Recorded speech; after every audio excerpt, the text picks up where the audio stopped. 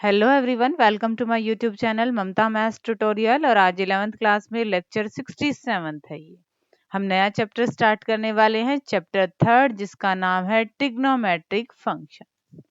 तो बेसिक करते हैं पहले साइन ऑफ एंगल्स। एंगल्स आपके पास पॉजिटिव होता है और एंगल्स आपके पास नेगेटिव होता है। वो किस चीज पर डिपेंड है? देखिए, एंगल को हम पॉजिटिव कह देंगे कब? जब रिवॉल्विंग रे, यानी कि देखो क्या होती है, एक तो रे फिक्स होती है और एक रिवॉल्व होती है, घूमती रहती है। अगर रिवॉल्विंग रे ओपी है, वो एंटी क्लॉकवाइज डायरेक्शन में घूमती है। एंटी क्लॉकवाइज किसके?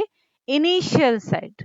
ठीक है, मान लो आपके पास ये फिक्स साइड है, ये इनिशियल है, इसमें अगर एंटी क्लॉकवाइज घूमती है तो एंगल आपका पॉजिटिव बनता है।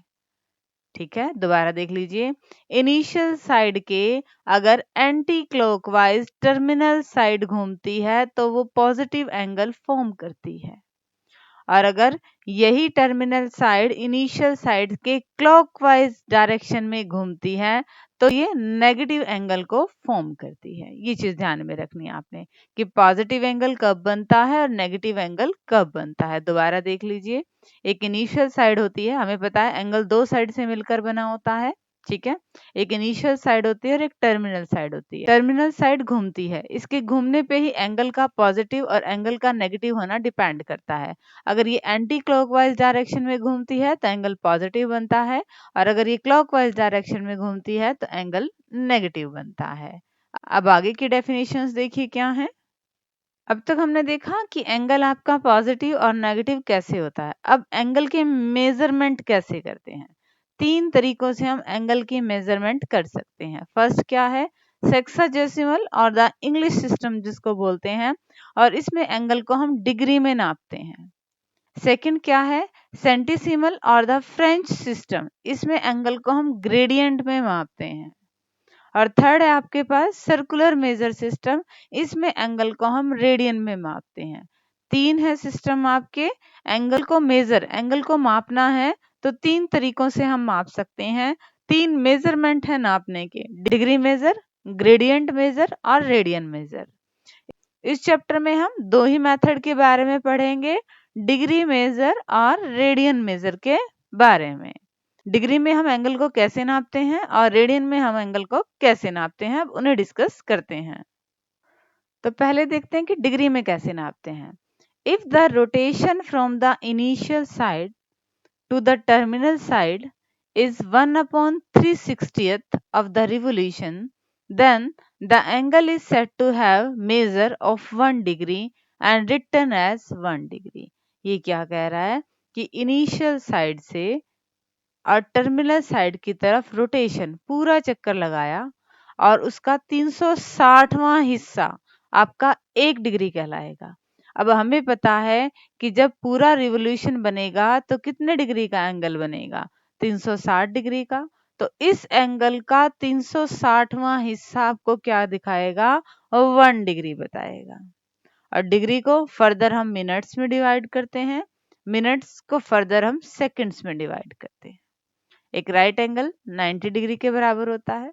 1 डिग्री में 60 मिनट होते हैं और ऊपर डैश लग जाएगा तो ये मिनट का नोटेशन है। और 1 मिनट में 60 सेकंड होते हैं, ऊपर डबल डैश लग जाएगा तो ये आपका सेकंड का नोटेशन है। ये तो था डिग्री मेजर के बारे में। अब पढ़ते हैं रेडियन मेजर के बारे में। रेडियन मेजर देखिए, a radian is an angle. Radian भी एंगल ही है। एंगल बट कैसा है ये देखिए, subtended at the centre of the circle, circle के सेंटर पे बना हुआ है। बाय एन आर्क, एक आर्क के द्वारा।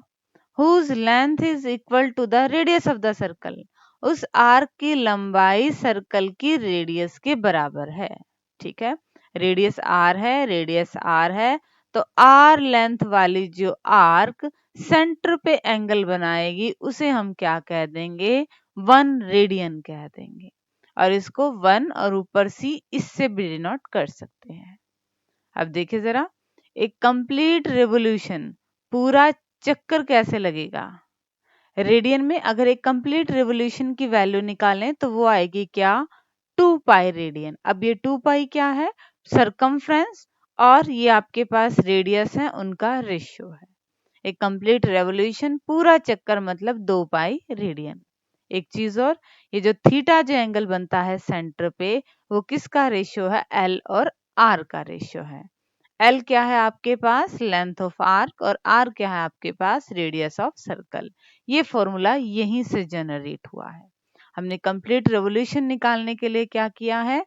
एल पूरी, यानी कि एल का मतलब आपने पूरी आर्क ले ली, 2 पाई आर सर्कमफ्रेंस हो गया, अपॉन में रेडियस, रेडियस आपके पास क्या है? आर ही है।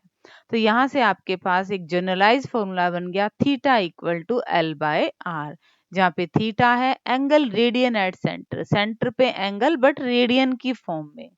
एल क्या है आपके पास? लेंथ ऑफ आर्क, और आर क्या है आपके पास? Radius of circle.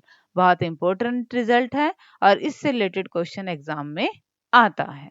अब एंगल को हम डिग्री में भी मापते हैं, एंगल को हम रेडियन में भी मापते हैं, तो कुछ ना कुछ दोनों के बीच में रिलेशन भी होगा, उस रिलेशन को जरा डिस्कस कर लेते हैं। Relation between degree and radian, degree और रेडियन के बीच में रिलेशन क्या है? देखो, किसी भी सर्कल में अगर पूरे रेडियन का मेजर करें तो वो क्या बनता है? 2 पाई, और डिग्री में एंगल का मेजर करें तो वो बनता है 360, यानी कि दोनों बराबर है। 2 पाई रेडियन आपका 360 डिग्री के बराबर है, तो यहाँ से पाई रेडियन क्या आ गया? 180 डिग्री के बराबर है। हमें तो 1 रेडियन की वैल्यू निकालनी है, पाई मल्टीप्लाई में था, दूसरी साइड गया डिवाइड में, तो 1 रेडियन आपके पास हो गया 180 अपॉन में पाई डिग्री के बराबर। और यहीं से हम 1 डिग्री की भी वैल्यू निकाल सकते हैं, वो आएगी आपके पास पाई अपॉन में 180 रेडियन। ये रिलेशनशिप है डिग्री और रेडियन के बीच में, ठीक है। 1 रेडियन आपका 180 बटे पाई डिग्री के बराबर होता है आपके पास, और 1 डिग्री आपके पास पाई अपॉन में 180 रेडियन के बराबर होता है। ये तो था सारा बेसिक, और अब हम इस एक्सरसाइज से रिलेटेड एग्जांपल्स को डिस्कस करते हैं। एग्जांपल्स देखिए, example 1, convert 40 degree 20 minute into radian major. आपने डिग्री को रेडियन में बदलना है, तो हमारे पास मिनट को तो रेडियन में बदलने का तरीका है नहीं, डिग्री को रेडियन में बदलने का तरीका है, तो हम मिनट वाले पोर्शन को पहले डिग्री में चेंज करते हैं। मिनट को डिग्री में चेंज करने के लिए 60 से डिवाइड कर दिया, ये कट गया, ये आपके पास बन गया 40:1/3 डिग्री। इसको सॉल्व करेंगे, ये मिक्स फ्रैक्शन है, इसको सिंपल फ्रैक्शन में लेके आएंगे तो इनकी मल्टीप्लाई और ये 1 ऐड हो जाएगा, ये बनेगा 180 बटे में 3 डिग्री। अब ये कंप्लीट डिग्री में आ गया, डिग्री को रेडियन में हमें चेंज करना आता है, किससे मल्टीप्लाई कर दें? पाई बटे में 180 से। हमें पता है 1 डिग्री किसके बराबर होता है? पाई बटे में 180 रेडियन के बराबर होता है, तो हमने डिग्री को किस में कन्वर्ट कर दिया? रेडियन में। अब अगर टर्म कट रही हैं तो काट दीजिए, नहीं तो ऊपर ऊपर की मल्टीप्लाई और नीचे नीचे की मल्टीप्लाई, और ये आपका आंसर आ गया। 100% क्वेश्चन आता है डिग्री को रेडियन में चेंज करना या फिर रेडियन को डिग्री में चेंज करना। आपने कंफ्यूज नहीं होना है, बहुत अच्छे से करना है। जब आप आंसर को रेडियन में लेके आ रहे हो, इसका मतलब आंसर में पाई आएगा, ये चीज आप ध्यान रखिएगा, ठीक है।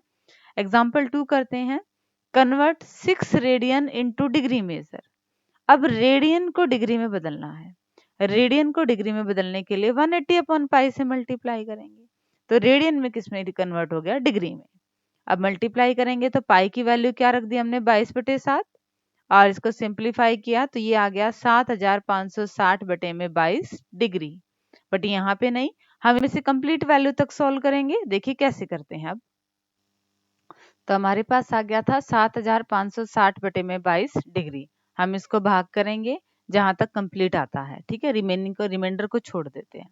तो ये आ गया आपके पास 343 सही 14 बटे 22, 333:14 अपॉन में 22। ये कैंसिल आउट हो रहे हैं, 2 से काट दिया, ये आ गया आपके पास इतने डिग्री, ठीक है। बट ये फ्रैक्शन में है तो हम इसे सॉल्व करेंगे, हम डिग्री को मिनट में कन्वर्ट करेंगे, तो ये कंप्लीट डिग्री है और ये भी डिग्री है।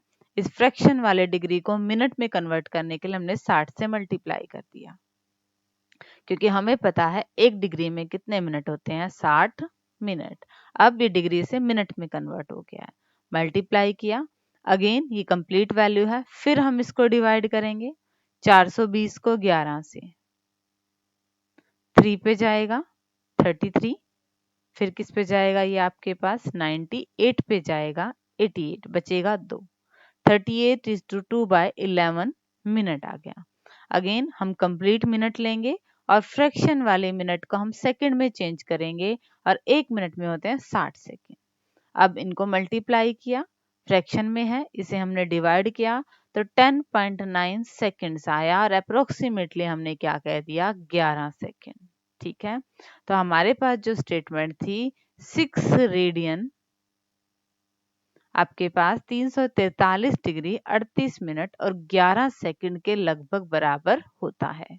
ठीक है, आप ध्यान रखिएगा जब आप रेडियन में कन्वर्ट करना है तो आपने पाई की वैल्यू फॉर्म में रखना है और जब आप डिग्री में आ जाते हैं तो आपको उसे कंप्लीट सॉल्व करना है। नेक्स्ट एग्जांपल देखिए कैसे सॉल्व करेंगे। एग्जांपल थर्ड देखिए, find the radius of the circle in which A central angle of 60 degree intercept an arc of length 37.4 centimetre और पाई की वैल्यू लेनी आपने 22/7। यहाँ पे आर्क ऑफ लेंथ की बात हो रही है, रेडियस आपने निकालनी है, थीटा की बात हो रही है। हमें पता है इस सेंस में थीटा आपका डिग्री में ना होके कहाँ होता है आपके पास रेडियन मेजर में होता है। ठीक है, तो लेंथ को हमने क्या ले लिया, एल से डिनोट कर लिया 37.4 सेंटीमीटर। एंगल की बात करें तो डिग्री में नहीं, हमें इसे किस में कन्वर्ट करना पड़ेगा, रेडियन में कन्वर्ट करना पड़ेगा।